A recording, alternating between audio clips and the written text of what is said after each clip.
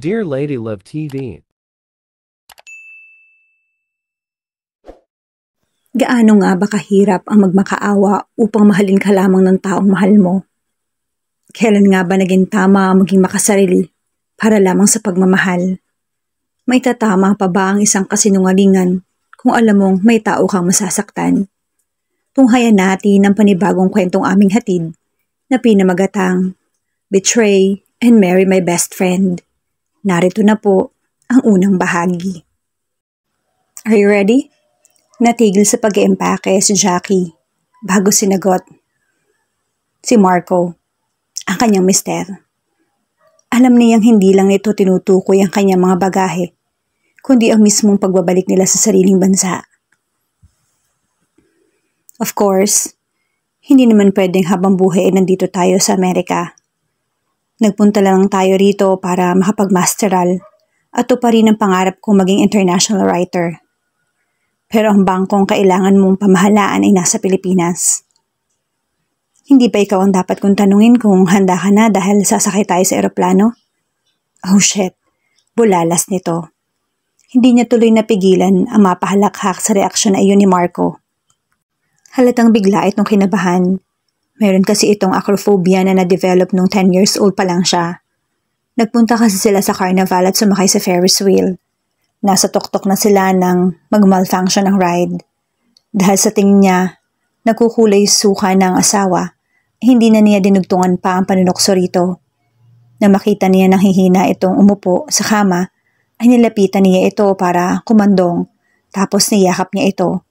Tulad ng ginagawa niya kapag gusto niya maglambing dito. Jackie, bumibigat na ba ako? Paano ba bibigat ang lakas ng panunaw mo? Panunokso nito sa kanya. Napangisi siya sa sinabi nito.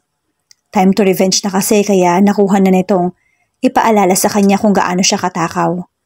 Kailangan kong kumain ng husto para gumana yung utak ko. Kailangan ko kaya ng pagkain para gumana ng husto yung imahinasyon ko. Alam mo naman, writer tong misis mo ha. I'm so proud of you. Daman-daman niya sa boses nito ang pagmamalaki. Kaya talagang hindi niya napigilan ang sariling yakapin si Marco. Talaga kasing nababagbag ang damdamin niya sa sinasabi nito. Ito kasi ang kauna-unahang naniwala na makakain niyang abutin ang kanyang pangarap kahit ang mga panahong may pinagdaraanan siyang kabiguan. Thank you, mahal kong asawa. Hindi ito agad umibo. Kaya naman kumala siya sa pagkakayakap niya dito at saka ito pinakatitigan. 2 dekada na silang magkakilala ni Marco. Kaya kabisado niya na kapag may malalim itong iniisip. What's wrong? Nag-aalalang tanong niya. Hindi ito agad kumibo. Masyado mo kung pinakaba sa ginagawa mong yan Kung may gusto kang sabihin sa akin, sabihin mo na. Ani ang pigil na pigil ang kanyang paghinga. Tiyak niya kasing may kung anong naglalaro sa isipan nito ngayon. Si Lawrence. Handa mo na ba siyang harapin? Naghahamong tanong sa kanya ni Marco. Hindi agad siya nakakibo sa tanong ni Marco dahil talagang pinipilit niyang kalimutan ang pangalan na yon. Nang magdesisyon kasi siyang umalis, ginusto na rin niyang burahin sa kanyang isipan ang pangalang iyon. Pero dahil wala naman siyang amnesia, hindi niya yun magawa. At kahit siguro makalimutan niya ang kanyang isipan, hindi pa rin ito magagawang limutin ang kanyang puso. Ngayon pa nga lang, narinig niya ang pangalan ng kanyang ex-boyfriend, ay biglang kumabog ang kanyang puso. Sa 5 taon tayong namalagi sa California, naging kalmante na yung puso niya. Naging maayos ang kanyang buhay. Pero ngayon, parang biglang nayanig ang kanyang mundo. Napakalaki ng Pilipinas para magkita kami. I mean tayong 3. Napangiwi siya nang ma-realize niyang nasa iisang subdivision nga lang pala sila. Anyway, it's been 5 years. Marami nang nagbago. Baka nga lumipat na siya sa ibang lugar. Maaari ring meron na siyang sariling pamilya. Hindi niya nilingon si Marco, kaya hindi siya nakakasiguro kung anong ekspresyon niya nang sabihin niya iyon. Nahiling lang niya na hindi rumihistro sa mukha niya ang sakit na kanyang naramdaman dahil sa mga salitang sinasabi niya. Minsan kasi sa kanyang buhay ay nagawa niyang mahalin si Lawrence Maderazo. Sa sobrang pag-ibig na nararamdaman niya, para rito Para rin siyang nagkaroon ng amnesia. Nagawa kasi niyang kalimutan na mortal itong kaaway ng kanyang matalik na kaibigan at ngayon ay mister na si Marco. Ikaw din naman, may pamilya na. Right, mabilis niyang sabi. Sadyang pinasigla ang tinig at iginala ang tingin sa kabuuan ng kanilang apartment. Mamimiss ko itong bahay natin. Nasaan na ba si Ara? As usual, naglalaro ng computer games. Magpa-practice daw muna siya bago niya ako kalabanin dahil sawa na raw siyang matalo. Kaya sigurado maghapon siya maglalaro at hindi titigil hanggang hindi napapag-aralan lahat ng teknik. Natatawan sabi ni Marco. Hindi niya napigilan ng mangiti dahil may naalala na namang nanumbalik sa kanyang isipan. Siyempre, may kinalaman yon sa kabataan nila ni Marco. Best friends sila mula pa nung nasa kindergarten sila. Palibhasa matatalik na magkakaibigan ang kanilang mga magulang at magkatapat lang ang bahay ng kanilang tinitirhan. Kaya naman nagkalapit sila ng todo. Tapos pareho pa sila nag-iisang anak. Tapos mula kindergarten hanggang magtapos sila ng high school ay magkaklase sila. Kaya naman marami ang nagsasabing daig pa nila ang kambal tuko noon. Kung nasaan ang isa, tiyak naroon din ang isa. Manang-mana sa'yo. Sabay nilang bulalas ni Marco pero biglang natigilan. Jackie, hindi siya kaagad nakatugon dahil daman niya sa boses ni Marco ang pag-aalinlangan. Ang takot. Hindi niya tuloy napigilan ng mapalunok. Siya rin kasi may takot na naramdaman ngunit kailangan niyang palisin. Mahal kita. Dati pinananabikan lang niyang marinig sa labi ni Marco ang mga katagang mahal kita o I love you. Ngunit ngayon, araw-araw na niyang naririnig yon. Dapat sana ay makaramdam siya ng sobrang saya. Ngunit parang hindi ganoon ang nararamdaman niya. Gayunpaman, kailangan niyang ngumiti ng pagkatamis-tamis kapag sinasabi sa kanya ni Marco ang mga salitang iyon. Mahal din kita. Marahas na buntong hininga muna ang pinakawalan nito bago siya niyakap ng sobrang higpit. Sana sa susunod na sabihin mo sa aking mahal mo ako, may ningning na ang mga mata mo. Tulad nung panahon na walang ibang laman ng puso mo kundi ako lang. Malungkot na sabi nito. Gusto sana niyang kontrahin ang sinabi ni Marco dahil dama niyan dinapuan na naman ito ng insecurity sa katawan. Gayunpaman, wala na ni isang katagang lumabas pa sa kanyang bibig, lalo pat ang utak niya ay naglalakbay pabalik sa nakaraan. Third year college si Jackie, nang ma-realize niyang more than best friends na ang nararamdaman niya para kay Marco. Hindi niya kasi maiwasan ang makaramdam ng selos kapag nakikita niya itong may ibang kasama. Yun nga lang, wala siyang magawa kundi sundan ito ng tingin. You're in love with your best friend, ha? Hindi pa naman niya nakikita kung sino ang nagsalita. Kumukulo na ang kanyang dugo. Ibig sabihin nun, si Lawrence ang nagmamay-ari ng boses. Ang mortal na kaaway ni Marco mula pa noong mga bata sila, kaya itinuturing na rin itong mortal na kaaway. Ang pinaka nakakabwisit pa, ang kaaway nila nitong Marco ay kaklase niya sa lahat ng subject. Pareho kasi sila ng block section.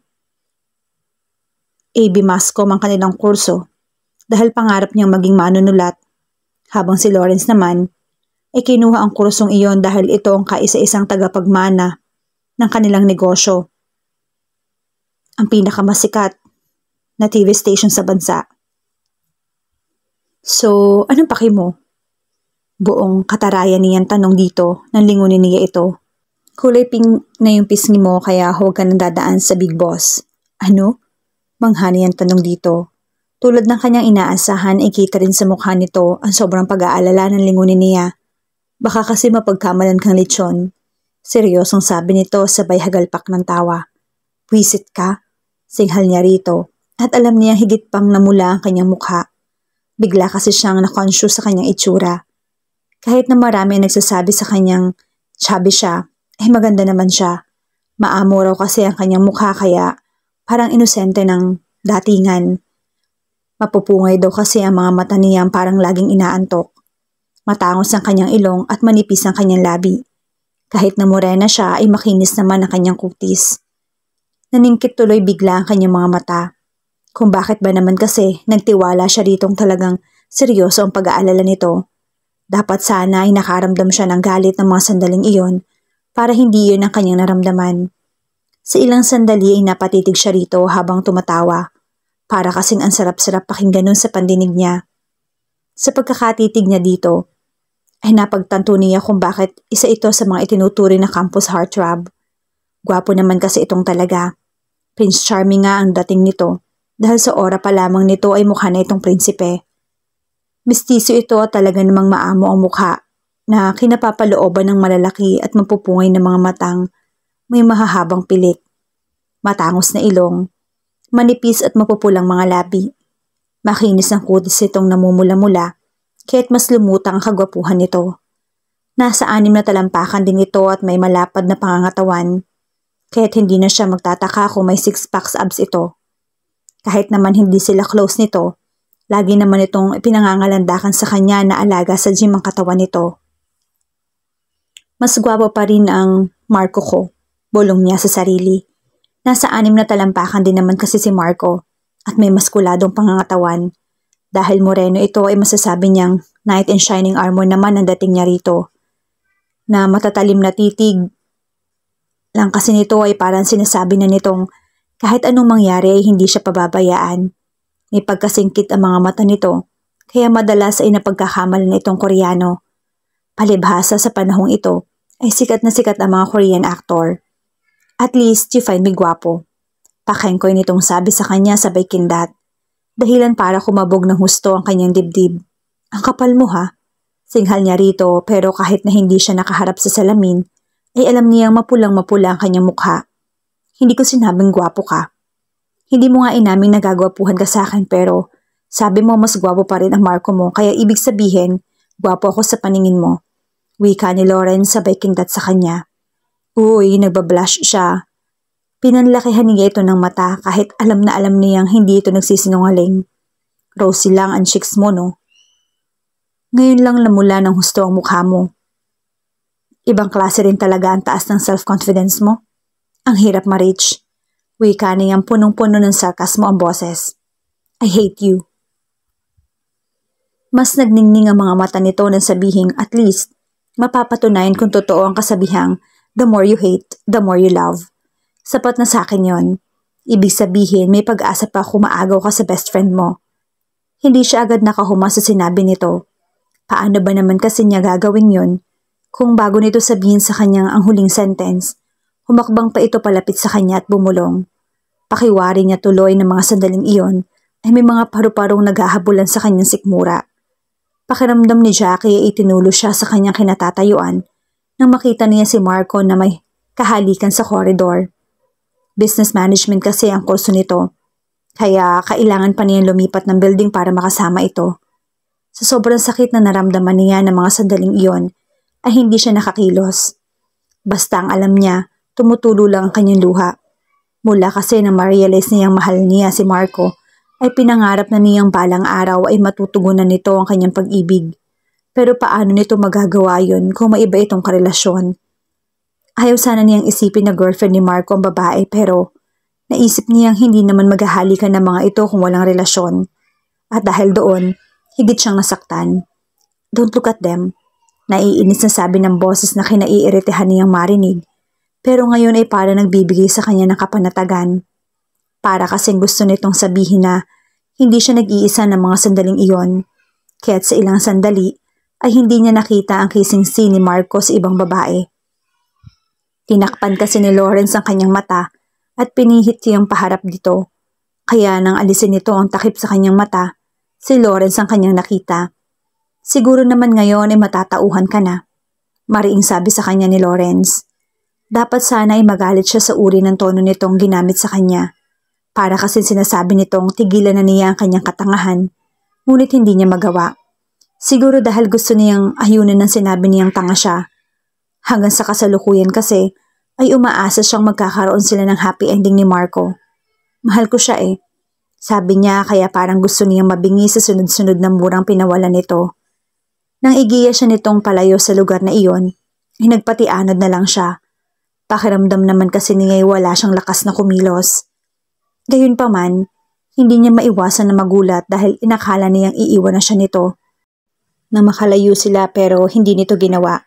Sa halip ay giniya siya nito sa may kantin at laking gulat niya nang hindi siya tumutol. Anong gagawin natin dito? Nagtatakang tanong pa niya nang iupo siya nito sa pinakasulok ng kantin. Obviously, kakain. Nakangising sabi sa kanya ni Lawrence. Kung dati naha-high blood na siya sa tonong iyon ni Lawrence na parang nang-aasar, ngayon ay hindi niya maiwasan ng matawa. Napaka-estupida naman kasi ng tanong niya kaya napawaw na lang si Lawrence na parang nagulat din dahil hindi niya ito tinarayan at hindi siya nag-walk out. Well, may utang na loob siya dapat tanawin dito. Why? Dahil nagugutom na tayo. I'm not hungry. Gusto sana niyang sabihin pero hindi niya nagawa. Talaga naman kasing ang dahilan kaya sinadya niya si Marco sa building nito ay para yayain kumain. Nais sana niya magbanding naman sila tulad ng dati.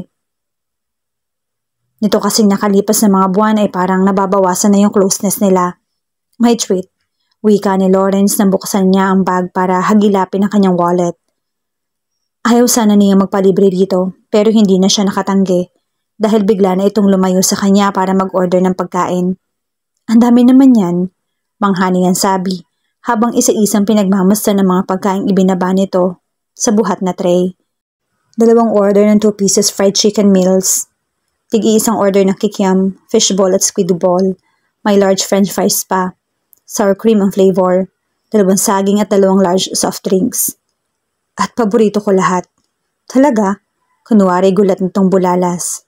Pareho pala tayo ng paborito. Oo nga. Wika niya na bahagyang nakaramdam ng disappointment. Kain na tayo?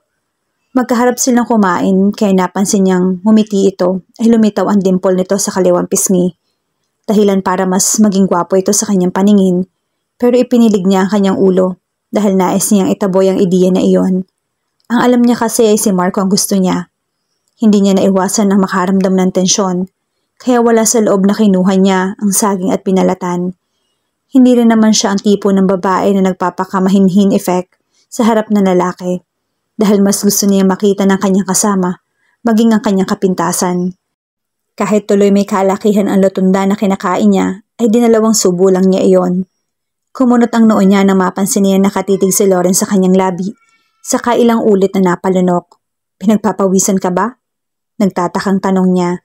Ayaw naman kasi niyang isipin na gusto niya itong halikan kaya ganoon ang makatitig sa labi niya. Para naman kasing imposible iyon dahil maraming magagandang babae nagkakagusto rito. Mainit kasi, katwiran nito. May problema ba? Nagtatakang tanong niya. Ito kasi ang kauna-unahang pagkakataon na nautal si Lawrence. Ngunit pagkaraan ay nagkibit-balikat siya. Kahit naman kasi naging kaklase niya ito nung elementary at high school, tapos naging kapitbahay din, hindi naman sila naging close para masabi niyang hindi ito nauutal sa harap ng ibang tao. Nothing. Paos nitong sabi na para bang tuyong-tuyo ang lalamunan, kaya agad nahagilap ang tubig. Tapos pagkaraan, ilang ulit pa itong lumunok bago nagsalita. Hindi lang ako sanay na makitang dessert muna ang unang kinakain bago ang meal. Style ko yun para ganahan sa pagkain. Nahagilap niya ang katwiran. Never niya syempreng aaminin dito ang pakiramdam niya ay makakalimutan niyang nagwapuhan siya rito at ang pagkain ng saging ang naisipan niyang gawin sa pag-aakalang maglalaho agad ang atraksyong bigla niyang nararamdaman para rito. Really? Manghang bulalas niya. Ayaw na syempre niyang dugtungan pa ang pagdadahilan dahil pakiramdam niya tutubuan na siya ng sungay. Ayaw kasi niya nagsisinungaling. Pakiwari ni nababawasan ang tsansa niya na mapunta sa langit kapag namatay siya. Mauubos ba natin to? Tanong na lang niya pagkaraan. 1 oras pa ang susunod nating klase, kaya sigurado ako mauubos natin yan. Saka first time kong nakasabay ka sa pagkain kaya mas maiging busugin kita para may next time pa. Maangsi ang napatingin dito. Gusto mong makasabay ulit akong kumain? Yes, why? Bumuka ang bibig ni Lawrence para magsalita pero para nagbago ang isip kaya't itinig ko muna ang bibig. Dahil magkaklase tayo, parang walang anuman sabi nito. Enemy tayo, hindi ba? Marahang tawang pinakawalan nito. Sa pagkakaalam ko kami ni Marco ang magkalaban. Well, best friend ako ni Marco.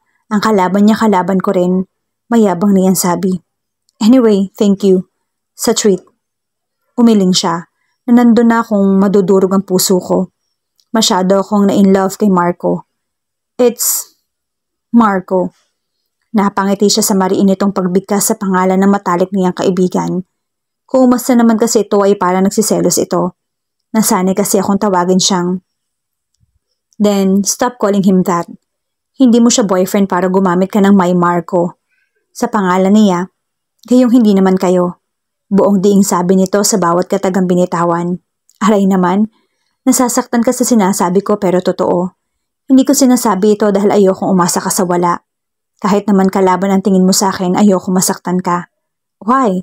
Dahil ang babae pinaliligaya, hindi pinaiiyak. Utos niya sa kanya kahit parang gustong bumuka ng bibig niya. Para magtanong kaya nga lang, hindi niya alam kung paano itatanong ang gumugulo sa kanyang isip. Kaya sa sarili na lamang niya naggawang magtanong. We are not even friends pero bakit concerned ka sa feelings ko? Ano nga ba ang magaganap? Yung tila ibang nararamdaman ng babaeng ito sa lalaking kanyang kaharap ngayon. Paano nga ba iikot ang kanilang magulong mundo? Yan ang ating aalamin sa pagpapatuloy ng ating kwento bukas sa ganito ring oras. Shout out sa lahat nating masugid na taga-subaybay. Maraming salamat po sa patuloy ninyong pagsuporta sa channel na ito. Hanggang sa muli, mag-ingat po tayong lahat.